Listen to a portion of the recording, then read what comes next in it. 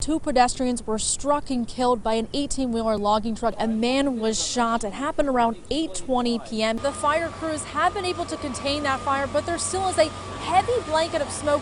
3 men are hospitalized. After you can see behind me, 2 cars were caught completely engulfed in flames. Campaigning during a pandemic has had its challenges.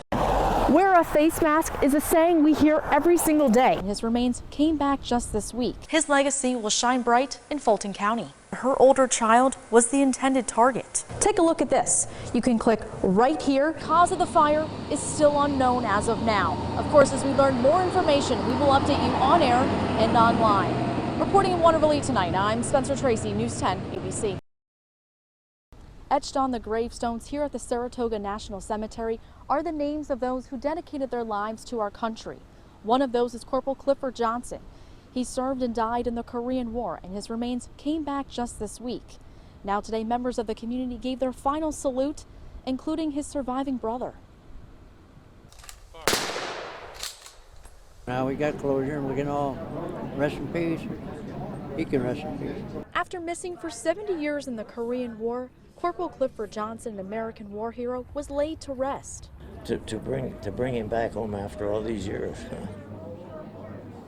It's just, for the family, it's so great for the family to realize it, you know. Wrapped in an American flag at the Saratoga National Cemetery,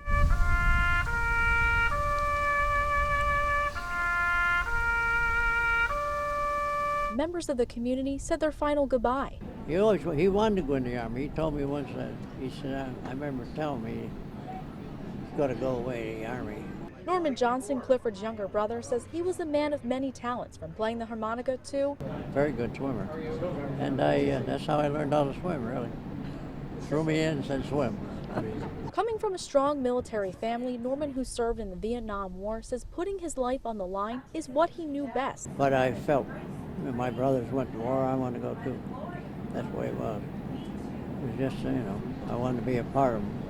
Corporal Johnson was reported missing in the Korean War in 1950, and at the time his remains couldn't be found. His family never stopped looking for answers. I got to give most credit to my sister Gloria, and she passed away. She was at the Washington just about every day, trying to find some information on what happened to my brother Clifford. The memory of Corporal Johnson will never be forgotten. But now he's looking down on it. Now he's home. Welcome home. Corporal Johnson was 19 when he went into the service, and his family says having the love and support of the youngest Johnson brother, Norman, made all the difference. For now, reporting in Schuylerville, I'm Spencer Tracy, News 10 ABC. Welcome aboard. Security, security, security. All stations is Coast Guard cutter Penobscot Bay. The U.S. Coast Guard cutter vessel is underway for its main voyage, breaking chunks of ice on the frigid Hudson River.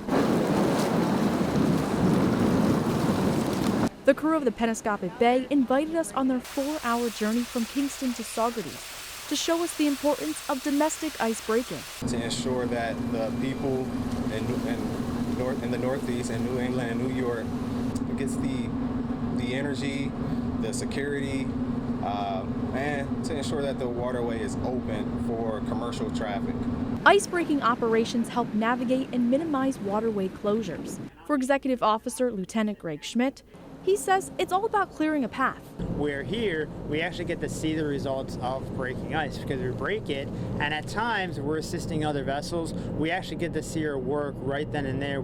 From going up and down the Hudson River, the Coast Guard cutter vessel makes their way through 3 to 5 inches of ice. This cutter, though, can break continuously up to 2 feet, and then if we were using the tactic of backing and ramming, we could do up to 3 feet. Get out there. The 19 crew members serve as guardians of the Hudson River as the only icebreaker protecting the waterways. And while the conditions can get extreme, they never quit on their mission. The Coast Guard has put trust and faith in us to do the job. So that's what we're here to do. We're here to do our mission and to ensure that the Hudson River remain open for commercial traffic. Reporting in Kingston, I'm Spencer Tracy, News 10 ABC. Many people came together once again for the tragic loss of Ishawn Davis. Ishawn was a unique 11-year-old boy. He wanted to work at such a young age, had a great smile, and he will be greatly missed. Now today, many people wore royal blue and white in his honor. An outpouring of royal blue and white gathered to show some support and mourn with the family as 11-year-old Aishan Davis was laid to rest. A sea of blue, and it was absolutely beautiful. His family and friends gave their final goodbyes by loading the casket onto a horse-drawn carriage.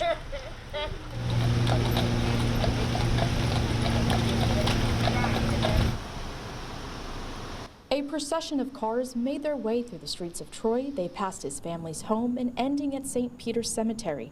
Kenneth Zioli of Equality of Troy say the service highlighted the special boy that Aishan really was. There was singing and laughter, and we talked about his favorite color and his favorite foods, and he loved grilled cheese and how who his best friends were, and just we conversated about the memories that we had of him.